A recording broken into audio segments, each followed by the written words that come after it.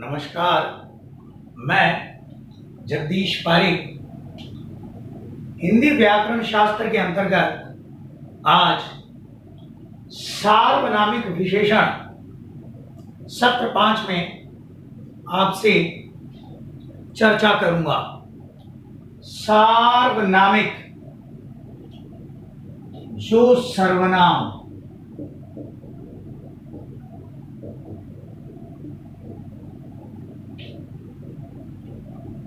संज्ञा की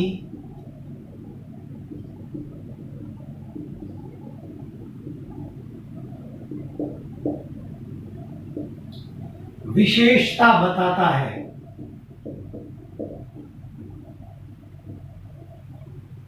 संज्ञा की विशेषता बताता है। सार्वनामिक विशेषण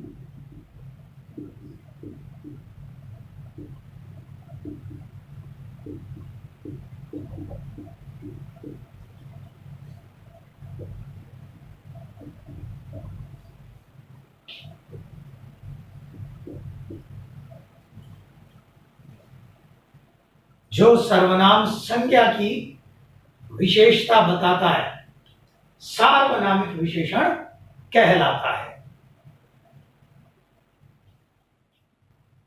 इसके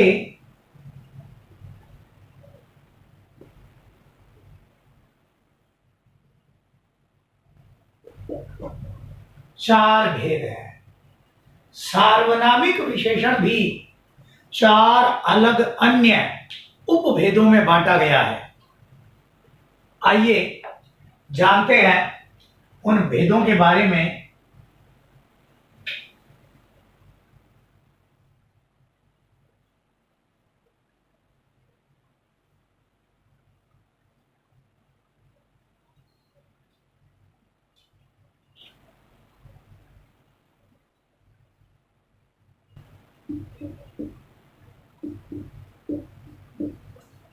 निश्चयवाचक सार्वनामिक विशेषण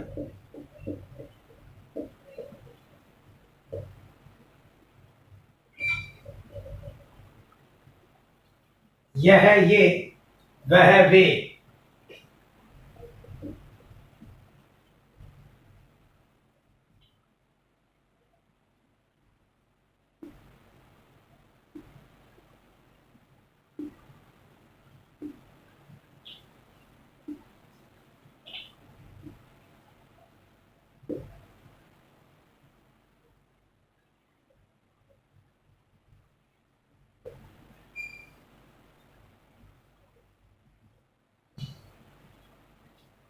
कोई कुछ किसी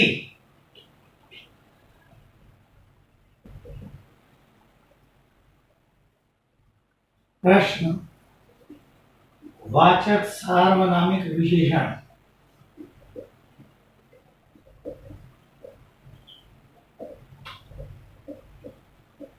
कौन क्या किसे किसने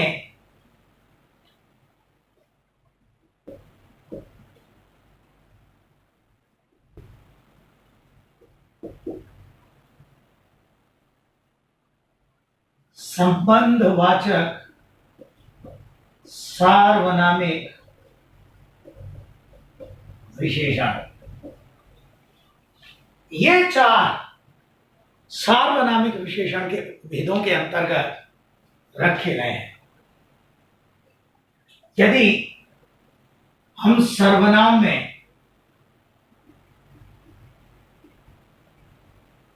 पुरुषवाचक सर्वनाम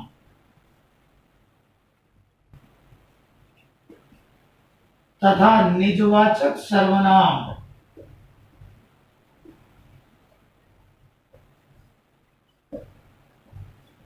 छोड़ दें तो आप देखिए निश्चयवाचक सर्वनाम। उदाहरण हमने जब सर्वनामों के बारे में चर्चा की, यह ये वह वे दिस दैट दीज दोज। अनिश्चय कोई कुछ किसी समबडी। प्रश्न कौन क्या वाट विच वेयर। संबंध जो सो। वाचक सर्वनाम 6 वेदों के बारे में हमने चर्चा की थी। सर्वनाम वाले वीडियो के अंतर्गत पुरुषवाचक सर्वनाम और निजवाचक सर्वनाम को मैं यदि हटा दूं तो सेम हूबहू उदाहरणों के साथ आज हम चर्चा कर रहे हैं निश्चयवाचक सर्वनाम के स्थान पर सार्वनामिक विशेषण, अनिश्चयवाचक सर्वनाम के स्थान पर सार्वनामिक विशेषण, प्रश्नवाचक सर्वनाम के स्थान पर सार्वनामिक विशेषण, संबंधवाचक सर्वनाम के स्थान पर सार्वनामिक विशेषण। उदाहरणों में कोई परिवर्तन नहीं है। तो आप विचार करेंगे कि साहब फिर सर्वनाम तथा सार्वनामिक जब एक ही है तो इसे फिर से पढ़ने में, इसे फिर से देखने में, सुनने में, इसके साथ फिर से अभ्यास करने में समय की बर्बादी क्यों? नहीं। अगर सर्वनाम तथा सार्वनामिक विशेषण एक ही होते तो मैं ये चर्चा आपके सम्मुख आपके साथ नहीं करता। कुछ अंतर है जो हमें सर्वनाम तथा सार्वनामिक अंतर में मूल रूप से समझना होगा। आप इसे समझने का प्रयास कीजिए।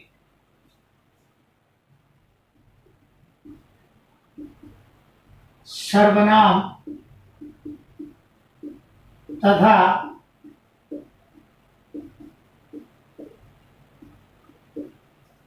सार्वनामिक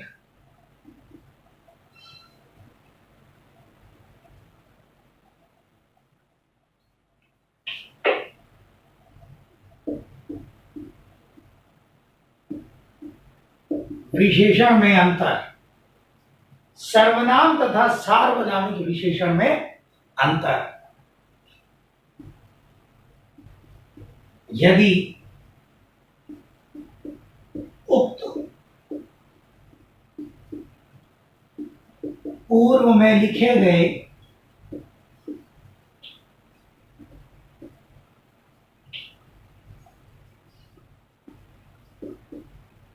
सर्वनामों व उनके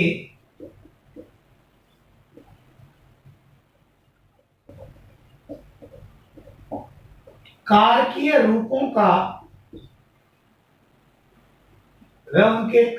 रूपों का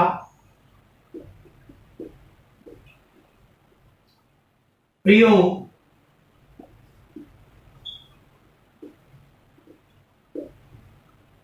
किसी संज्ञा से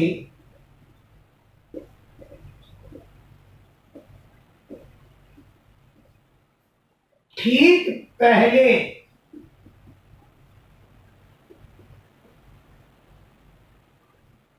किया जाता है तो वह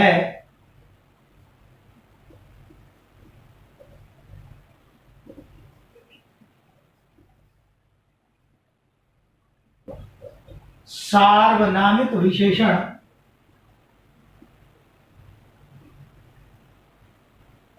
कहलाता है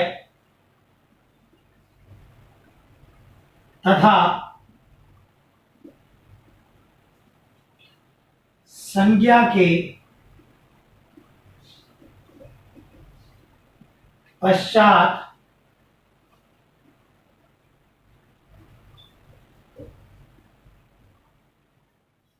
क्रिया से पहले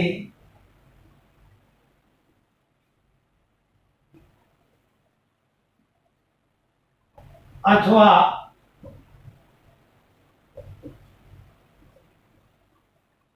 वाक्य में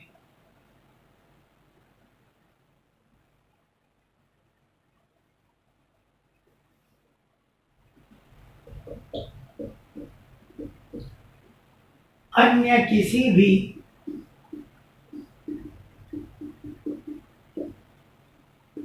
स्थान पर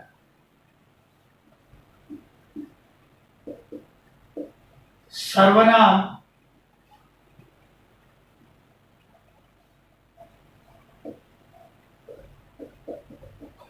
का प्रयोग सर्वनाम ही रहता है। आप इसे समझिए, यदि उक्त जो अभी हमने कहे चर्चा की पूर्व में लिखे गए सर्वनामों निश्चयवाचक, अनिश्चयवाचक, प्रश्नवाचक, संबंधवाचक वह उनके कारकीय रूपों हमने सर्वनामों के अंतर्गत कारक सारणी बनाकर उन्हें समझने का प्रयास किया था। से ठीक पहले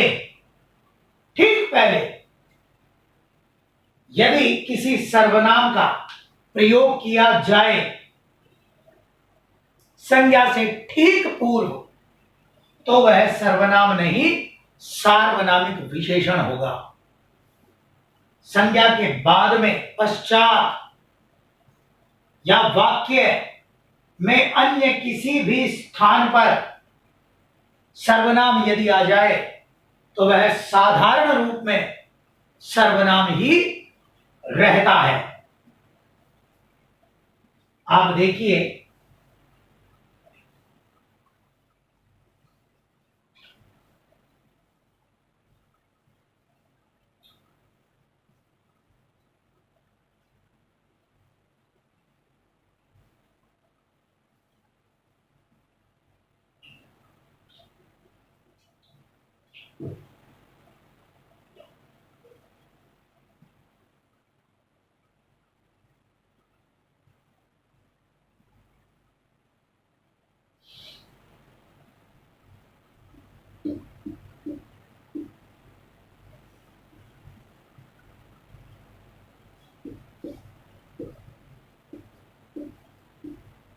ठीक पहले ये संज्ञा है, ठीक पहले ये स्थिति है। संज्ञा के बाद यहां मध्य में वाक्य के अंत में क्रिया, पूर्ण विराम, यहां यदि सभी सर्वनाम आ जाएं, सर्वनाम ही रहता है। संज्ञा से ठीक पूर्व यदि कोई सर्वनाम है वह सर्वनाम नहीं सार्वनामिक विशेषण कहलाता है। आप उदाहरण से इसे और अधिक समझिए। वह तुम्हें नहीं मारेगी,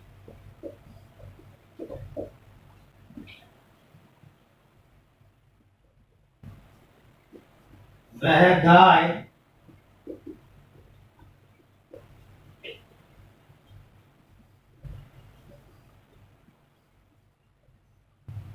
तुम्हें नहीं मारेगी। वह तुम्हें सर्वनाम है, सर्वनाम से पहले सर्वनाम हमने चर्चा की थी संज्ञा से ठीक पूर्व। वह गाय, गाय एक संज्ञा है।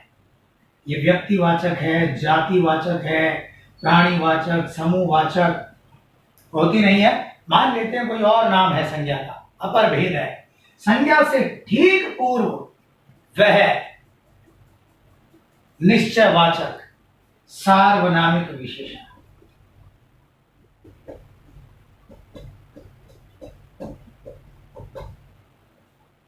संज्ञा से ठीक, यहां वह सर्वनाम है, यहां सार्वनामिक विशेषण है। आइए एक और उदाहरण से, एक अन्य उदाहरण से इसे समझने का प्रयास करते हैं।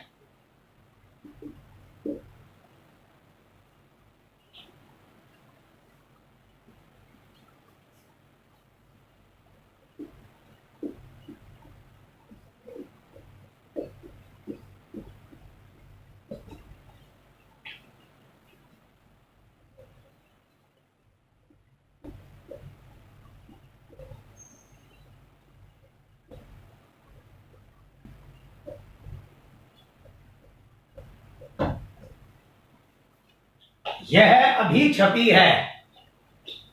अभी कालवाचक क्रिया विशेषण। यह पुस्तक अभी छपी है। पुस्तक एक संज्ञा है, यहां यह सर्वनाम सार्वनामिक विशेषण, संज्ञा से ठीक। क्रिया विशेषण से पहले है, सर्वनाम ही है।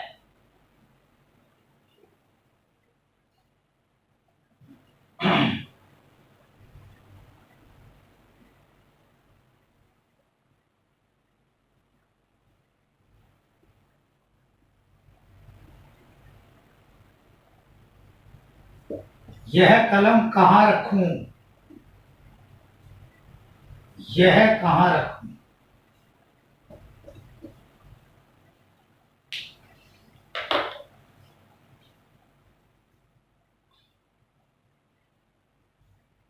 बाहर कोई आया है।